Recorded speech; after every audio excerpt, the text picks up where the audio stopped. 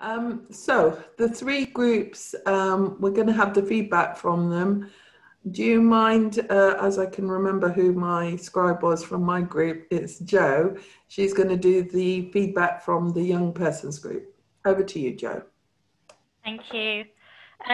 So we had a really good discussion. I think we recognised a lot of areas of concern, but there were also a lot of solutions that came out of our conversation. So we recognised the collective trauma that the coronavirus pandemic has had on young people and the very real practical consequences for young people. So we had students from Little Heath School involved in our conversation, and they said they're very worried about the future. We recognised that West Berkshire doesn't do very well in terms of its educational attainment gap, and that has been exacerbated, particularly for young carers and children with special educational needs and disabilities. We saw concern about the national discourse around talking about young people when it's not actually pupils and school-aged children that are being referred to. Instead, it might be 20 to 40-year-olds being referred to as young people. And we talked about antisocial behaviour and how it's quite easy to blame young people for antisocial behaviour, when actually, if you look at the data, the issue can be things like dog fouling. And we talked about how there needed to be recognition of the content lost for year 12s in particular, but also other year groups who would be leaving school in 2021 and 22. But the positives were that there's some very direct work on mental health happening in schools and on wider levels. So really good recognition there of, I think that was bubbling up anyway, but a real kind of concerted effort now on mental health. We thought that a local youth strategy would be really beneficial to coordinate a lot of that work, and a shared funding pot, so that rather than scrabbling around to submit bids for youth work, there was a more kind of a concerted effort and some funding behind it. It was really positive to hear that actually employers are really understanding of the issues that pupils have been facing, and young people more generally, and are very keen to look at young people more holistically rather than just in terms of their grades when looking at providing opportunities for employment. And we heard about all the charities and statutory organisations who are providing support to young people directly in lots of new ways. So yeah, in general, while there were lots of areas of concern, there's been a lot of good work that's emerged through this pandemic that we can build on, and lots of ideas about how longer term into the future it could continue to be built on. Excellent. Thank you, Jo. That's really helpful. Adrian, I can't see you. There you are. Are you happy to report back from your group, which was working together? Sorry, Kamal. Yes, I will have a go. It'll be a bit fragmented, but the first point I think was that people were very pleased about the good response. I mean, there was no ready-made plan to deal with something like this, and people came together as individuals and as communities and as organisations. So that was certainly one of the good things. Lots of things obviously have been difficult. A lot of fear and uncertainty, and that's not just amongst members of the public, but professionals as well. I mean, you know, GPs particularly and other medical professionals who were putting themselves at considerable risk. So we shouldn't forget that. Certainly a lot more in the way of mental health problems and people who have difficulty not being able to be in touch with their professional carers or support people.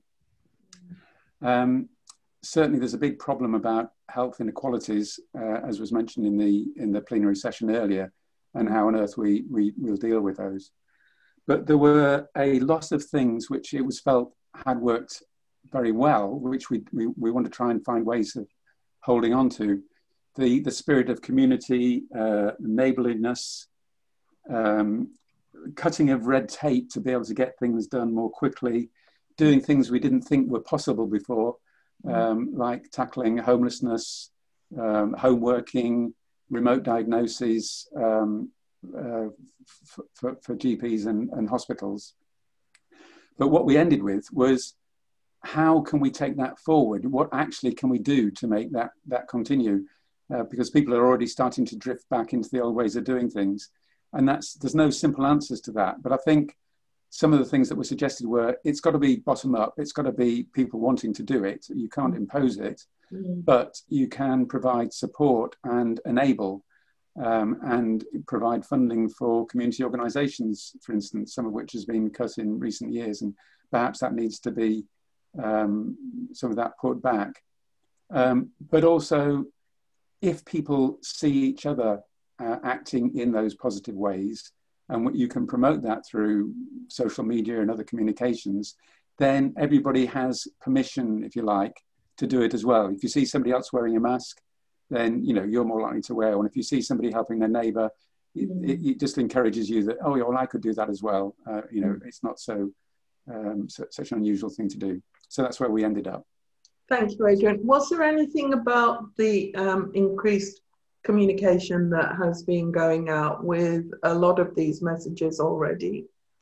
Yes, we did talk about communication quite a lot and how to do it.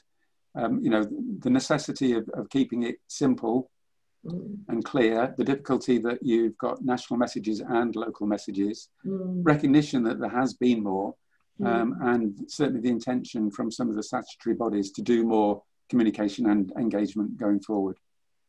Okay, good, positive. Thank you. And Gordon, would you mind doing the feedback from the volunteering group, please? I think it's Karen actually for our group. Oh, Karen, sorry. Where are you, Karen? Okay. Right. We had quite a good discussion. I mean, one of the things that was coming over, apart from the fact that yes, the volunteering had increased and had been very good in this area, there was a real concern that actually what we're doing through the isolation issues of people throughout COVID is that we're stacking up some problems, serious problems for the future.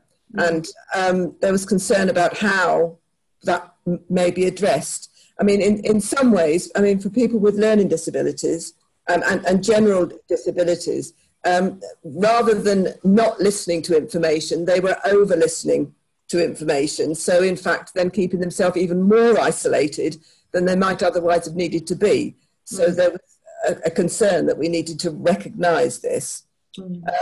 There's a general perception that actually the local volunteering effort through the hub had been very good, but the NHS volunteering effort had not been quite so well received. And this may be because actually what volunteers want is to be organised. They don't just want to sign up to something. They actually want to be managed and know exactly what they're doing. So that was one of the points. We thought it was worth investing in young people, even if it's only for a short time, for perhaps a week, a few weeks, because actually what they might do is come back when they go away. That may be something that they dip their toe in the water and they will come back to, perhaps a few years later when they've been away. It was there was significant amount of money that was actually raised locally through the appeal that went through Greenham Common Trust, and a significant amount of money, I think 250k, but even perhaps more, was raised just from the local appeal to give support to people. And there's actually still some money available, and they're looking for requests, welcoming requests.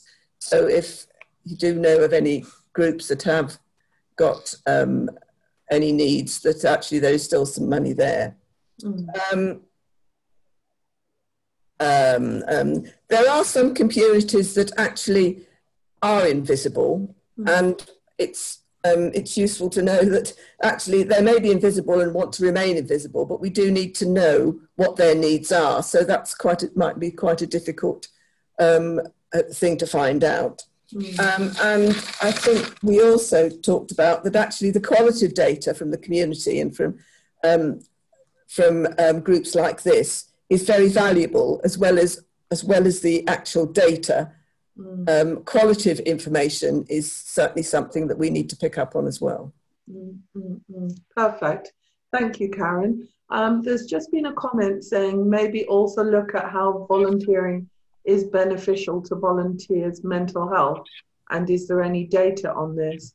There is actually quite a lot of data, so perhaps if I can, I don't know if Matt's still on the call. If he's not, I will link him with him. Oh, he's here. Matt, do you want to pick that up? Yeah, I don't actually know off the top of my head, but I'm happy to take that away. I'm pretty sure there's been some research and data on this subject matter. So yeah, happy to take that away. Well, I could add some value to that. Obviously, volunteering is clearly beneficial to everybody, but certainly people with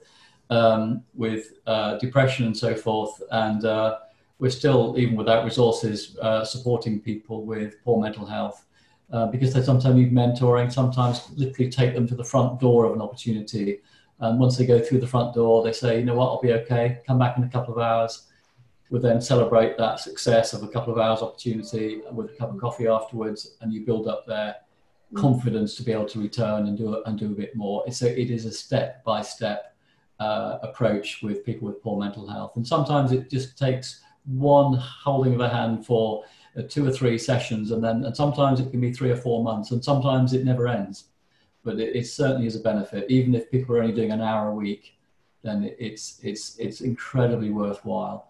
But of course, sometimes it's difficult to support somebody within existing organisations because they don't have the resources themselves. They need volunteers to be able to do their work.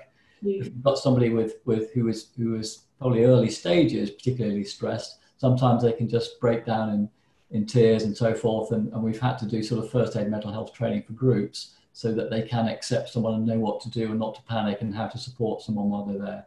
So it's a real benefit. Yeah, perfect. Thank you, Gary. Okay.